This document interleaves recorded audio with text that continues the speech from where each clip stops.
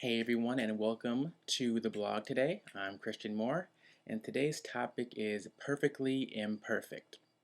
So, my hope for today is that after this few minutes, that you'll maybe have a different perspective on what perfection and imperfection might be. So, show of hands, how many of you growing up wanted to be imperfect or wanted to be maybe second best at something? Probably not too many of you. I know myself, being a firstborn and a little bit of a choleric, I tend to want things to be perfect and to be just so. Now, I brought something, an example of back when that wasn't really the case. Back when I was 7, I made this little nice piece of art right here. Oh, isn't that precious? Yeah, first place. Bam. Now, I show this because looking at this now, all I can see are all the things I did wrong here. I mean, these lines in here aren't the straightest. I probably made this a little more symmetrical now. The coloring around the eyes, there's some green in here, this area, right about there. That probably shouldn't be there. But apparently this still got first place, so that's pretty cool. But as I was looking at this, I was thinking, when we're kids, we aren't really as obsessed with this whole idea of making things perfect. We want to do a good job, but we're mostly concerned with, doing it. I wanted to do the contest, so I colored to the best, best I thought I could do, and then I turned it in. And I probably didn't mull over it for, days and days trying to erase and, get it to where I thought it'd be perfect. Whereas now, this picture might take me 4 or 5 hours to do, at least. I would be measuring the lines, making sure each line was exactly, measured apart, and it was all whatever. It's kind of ridiculous, but that's how we do. As we get older, especially those of us who have this particular issue. If you don't have that issue, God bless you. But I know I do. I think we all have it, from time to time. But how do you deal with this whole thing of imperfection? What do you do? Well, one thing that has struck me recently, and this is not any revelation from on high, but it just struck me recently, personally, is that things don't have to be perfect, and that it's much better to do something, maybe imperfectly, than not do it at all.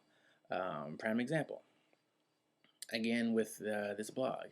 Is this blog perfect? No. Is this video perfect? Is the lighting perfect? No. I spent a lot of time trying to get this lighting right. Is it in my eye? Is it the shadow and all the thing?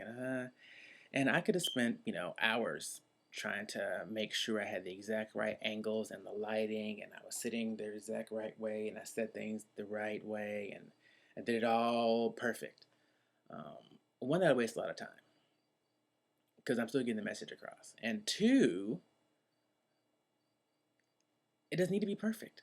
It's never gonna be perfect. I will never get this perfect. And I think that's the takeaway for today. Is in your striving for perfection, understand you're not going to get it perfect.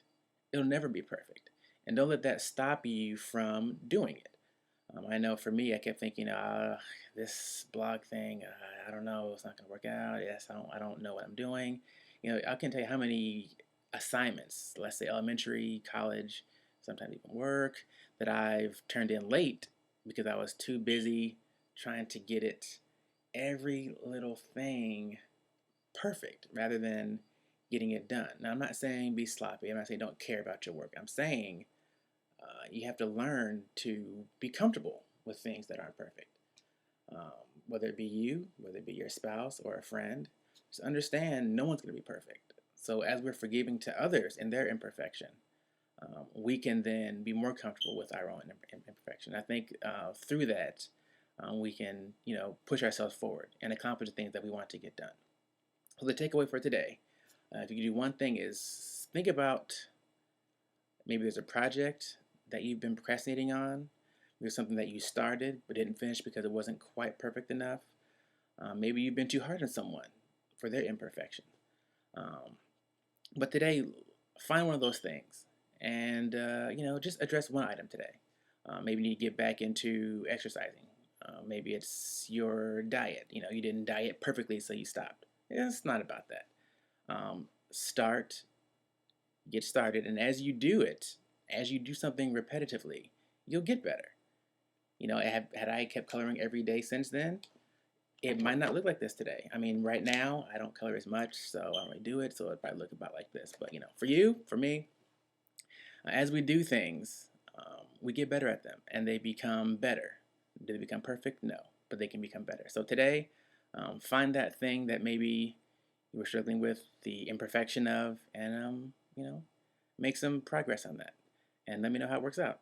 All right, thanks again, and we'll see you next time. Bye bye.